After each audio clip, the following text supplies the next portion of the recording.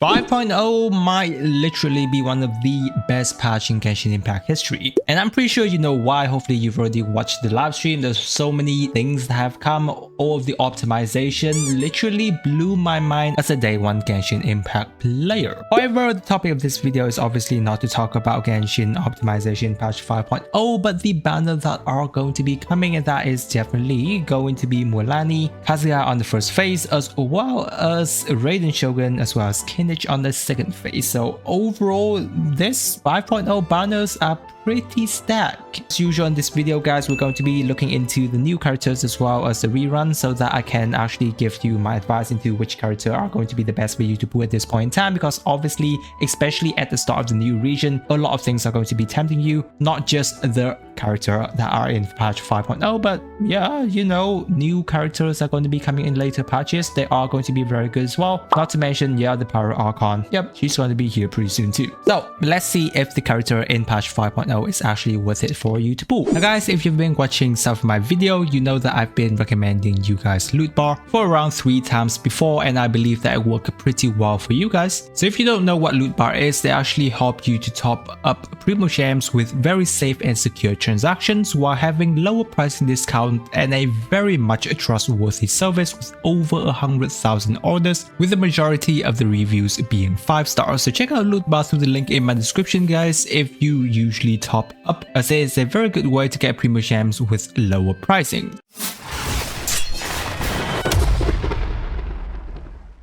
First off, we're going to be looking into our lovely, lively girl Mualani.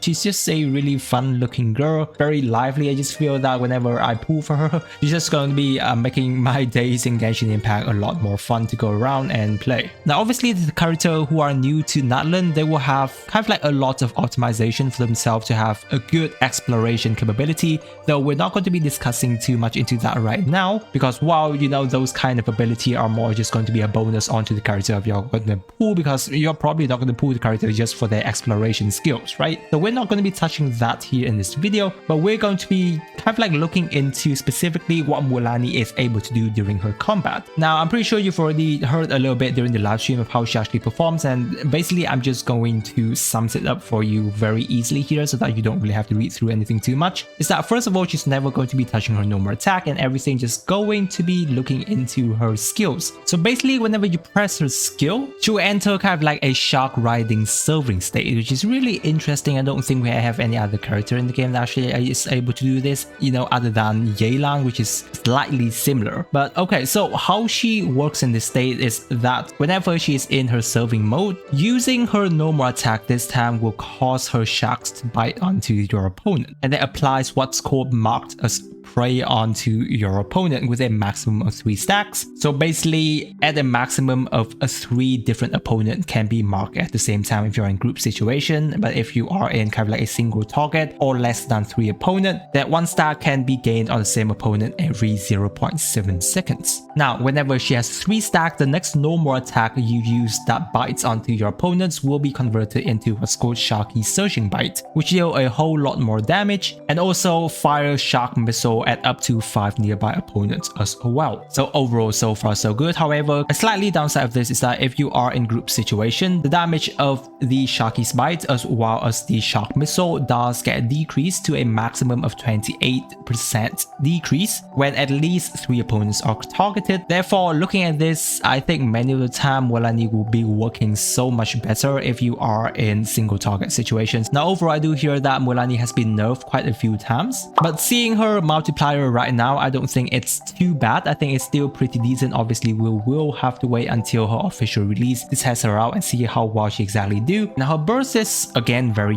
simple. She just do a big chunk of AoE damage when casting, you know, kind of like a super shark missile out, right? 1 instances with a 60 energy cost and a 15-second cooldown. Very simple. For her battle passive, what it does that whenever she uses her Sharky Surging Bite, which is like the enhanced version of her E skill, Mualani will will restore 20 Night Soul points. So in other words, to keep it simple for you guys to understand, overall, 1 E skill duration of Mualani, she will be able to do 2 Sharky Surging Bites. And then her second battle passive, whenever a nearby party member triggers a Night Soul burst, she will gain 1 stack of Wave Chaser point up to a maximum of 3 stacks. And then whenever she uses her burst, she will consume these stacks and gets kind of like a multiplier, you know, around 15, 30 to 45% of her maximum HP is going to be calculated onto this. Now, Night Soul burst is kind of like a very new term here. And if any one of you aren't aware of this yet, then currently the description of Night Soul burst is going to be something like this. Is that whenever your party member contains a character from Natlan, and then any party member uses elemental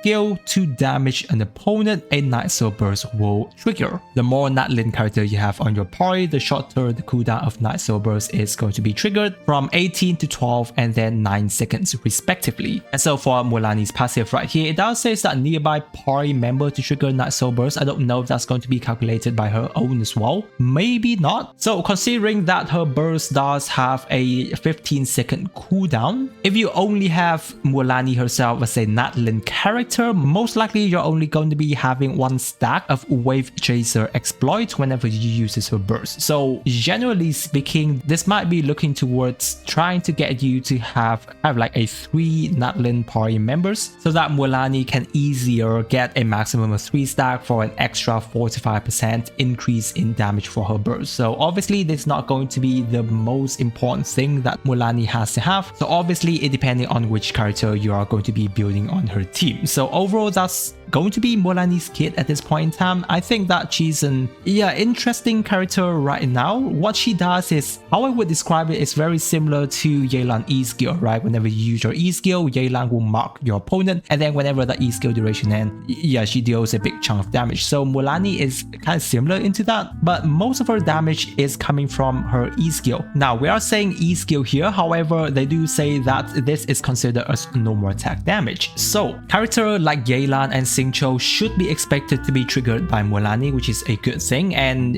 you know, if you're looking into character that has no more attack buff directly, and character who focuses on buffing E skill damage, I don't think this is going to be working on Mualani in this case. So that's something that we have to test out whenever she comes, but it's the thing that we want to keep in mind for the current time being. Now, in terms of what Mualani does, I think she's going to be kind of like a big nuke character. I mean, her skill cooldown is only 6 seconds, so it's not really too long for you to wait until she gets like, you know, very big hits. But I think it comes down to, you know, Mualani focusing on being a vape character on your team, right? So it's going to be another character who's going to be Xiangling's best friend. And overall, I feel like she's a very easy character to play, right? A very easy character to control around the battlefield. So overall, a lot comes down to how good her multiplier is helping her to do the damage here at this point in time to compete in, you know, the very competitive Hydro element. Next up, we have our interesting boy, or I don't know, I feel like he's kind of like a Tarzan of Natlan at this point, but he has a very interesting pixel looking like tiny dragon next to him, you know, going around him and helping him in battle all the time, right? Everything about him just have a lot of pixel going on, so I'm not really sure how he managed to come across his dragon. Probably I haven't really looked into the lore yet of Natlan, but Kinich is shaping up to be an interesting character. And so again, I don't think he's going to be using his normal attack a lot, because whenever he uses his E skill, it's changing up his playstyle quite a bit. So it's, you know, as you can see here on the live stream demonstration, whenever he uses his E skill, he will kind of like grapple onto your enemy, swing around them and do kind of like a loop shot onto them. Now his E skill does last for like 10 seconds. So he's going to be continuously doing his loop shot to charge up what's called his Night Soul point. And then whenever he reaches, I think, a 20 Night Soul point limit, he's going to have access to what's called Skill Piker Cannon. And that's going to be doing a huge chunk of damage, kind of like a nuke damage, similar to how Navia E skill would be, because man, look at this. At level 10, he's doing 1240% damage multiplier, which if I remember correctly, this is going to be one of the highest scaling in the game, right? Not to mention, if you're looking into his passive, where when a nearby party member triggers Night Soul burst, he will gain 1 stack of Hunter experience with a maximum of 2 stacks. And when he uses his skill spike cannon, he will consume the stack, and each of the stack will increase this shot by an additional 320%. And I mean, yeah, I don't think I have to do the math here because all that number is shaping up to be an insanely high number of nuke shot being done by Kinich onto your enemies. Now I don't know how good of an AoE this shot is going to be just yet because the live stream didn't really demonstrate too much about group situation. However, I do feel that it does have a bit of AoE, though probably not going to be too much. Therefore, many of the time it might comes down to him being a single target dealer with this. So grouping situation for Kinich might be a thing if you are doing this in a group situation, because from the look of it, his grappling can only hook onto one enemy at the same time, right? So who knows, character like Venti, obviously Kazuha is going to be in a very good spot for a Kinich team. Now for his elemental burst, again, it's pretty simple. It acts like you know, a lot like Navia. I don't know why I'm comparing him to Navia, because his bursts just have a 15-second duration uptime, and then his dragons are just gonna do AoE Dendro damage at interval, right? Which is good for Dendro application on top of all the damage that he has access to. And then yeah, it also extends his E skill duration by 1.7 seconds. Now we've already mentioned one of his battle passive talent before, but the more important passive talent here is going to be his first one, where whenever he's in Night Soul's Blessing, opponent hits by Kinich skill will enter a desolation state, and when they are affected by burning or bursion reaction, they will restore 7 Night Soul points to him, and this can be gained once every 0.8 seconds. Now this is very important for him because, you know, his skill Spiker cannon damage is the most important part of his kit, though you do need to charge up his Night Soul point. Therefore, the more ways for him to actually charge it up, the more cannon he's going to be able to shoot out, dealing a ton of damage for you. Therefore, burning and bursion team is going to be one of the best team that you want to use him in, which makes a interesting character like Emily would be, you know, perfect fit to be on a Kinich team at this point in time. So overall, from my guess right now, is that one E skill rotation of Kinich should be able to help you do at least 2 shots. Hopefully we are going to be able to do 3 shots. That's going to be insane. The overall Kinich is shaping to be a very good character. Looking at his multiplier right now, he might become one of the characters that deals a ton of damage and one of the best nuker in the game if this multiplier actually keeps up, and also to become the first Dendro character to focus solely on doing a big chunk of damage. So I'm very much looking forward to see how well Kinich is able to do, especially when, you know, we have characters like Emily here in the game already. Now obviously Emily is not going to be a must-have on a Kinich team, though she's going to be helping Kinich team damage ceiling to have a much higher number, to be literally the best sub DPS character on his team. Other character, you know, like Nahida to be a sub DPS would also be good, but overall we're going to be saving his team building for another day. Coming up next, we have Kazuha. Now yeah, Kazuha we've been discussing a lot, right? He literally just aged like fine wine, guys. Man, Kazuha, I would say still overall the best support that we have here in Genshin Impact, because the role of Kazuha requirement is still very much important across many different teams currently. And coming up to, you know, the new Natlan character teams, both Mualani and Kinich team would love to have Kazuha on their team. Now I don't think that too many of us don't have Kazuha on our account now if you have been playing Genshin Impact for a while, because Kazuha has been here, what, since patch 4.6 I think, so it wasn't that long ago for his rerun. Now if you did miss on him, this is a very good chance for you to get, because who knows when he's going to be back again, right? Perfect time for you to get him as well if you are looking to have a good teammate for, you know, the new Natlan character and possibly the Natlan character who's going to be coming in the future as well. Now obviously C0 Kazuha is very good already. Discussing about Kazuha constellation is even more important currently. I do want to emphasize on one constellation, which is his C2. Very good constellation. Obviously not the best in the game, however it does help you a ton if you do have his C2 constellations. His C1 is pretty much a bonus, does help him in terms of trigger his sword reaction as well as a little bit more energy regen for him, but his C2 is just you know, very much a good support thing for you to have on your account. So if you are looking into to invest in characters, C2 Kazuha is a pretty good constellation to be investing in. Now another kind of investment you can look into Kazuha is like getting the Freedom Sword, because obviously obviously it is going to be coming back alongside him. Pretty interesting. I think I really like the sword. Does help him with a lot of EM buffing, but obviously not a must-have because I've been using Kazuha on a free-to-play Iron Sting ever since the start of the game. So yeah, I think you can actually save that for your new Natlin character and constellations. But if you do really like Kazuha, thinking about getting a Freedom Sword is actually a pretty nice thing. Now, up next is Raiden Shogun. Again, yeah, Raiden Shogun, we've been talking a lot about her. I think the last time she was here is like 4.3, not that long ago again.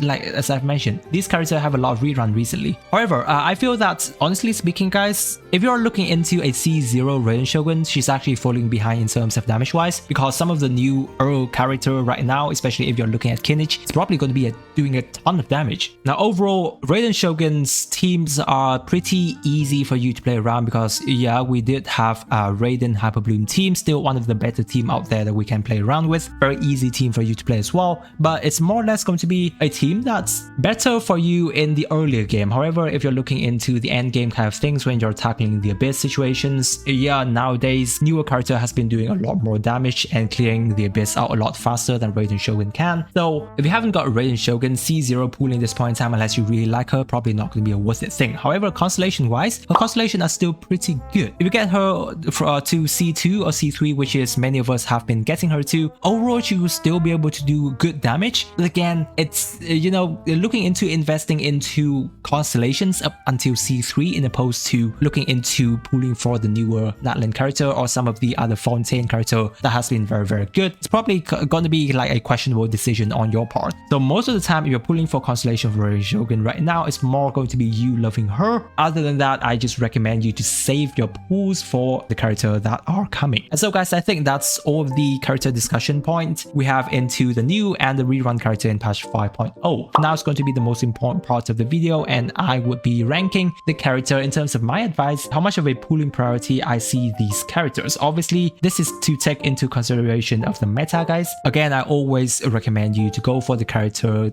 that you like the most in terms of gameplay, right? Which character you enjoy, always prioritize pooling that. However, if you're looking into the meta, then Kazuha is still always going to be your top priority to be pooling if you haven't got him at C0. Once you have him at C0, yeah, you can just go ahead and look for other characters, anything that you like. Next in that line is going to be Kinich. I think he's shaping up to be a very good character in terms of damage wise, you know, gameplay wise as well. He has this mechanic of swinging around and movement around in the world. Not to mention, if you do have an Emily on Kinich team, that's probably going to be one of the highest damaging team if its multiplier is not nerfed. And then obviously next is Mualani. We've mentioned her before. She did get a bit of a nerf, but overall I do feel that she's still going to be doing pretty good damage for you. Very fun playstyle, very lively personality. I think Mualani is going to be my top pick here on the new Natlin characters. And then yeah, finally it's going to be Raiden Shogun, as we mentioned before. Right, so that's going to be my saying on the new characters and the rerun characters of patch 5.0, guys. Hopefully the video have been helping you out. If you do have any question, leave it down in the comment section and I will get to you there. Again guys, if you're deciding to pull on the characters and you're missing on Primogems, then don't forget to check out Loot Bar, as they have very good deals and it may be able to help you out whenever you do decide to swipe in Genshin Impact. If you're new to the channel, guys, don't forget to subscribe to not miss out on my future Genshin Impact video, because we'll be releasing a lot of new videos when it comes to Natlin. I really appreciate you guys staying with me to this part of the video, guys, and with that I wish you a super day and I'll catch you on my next video.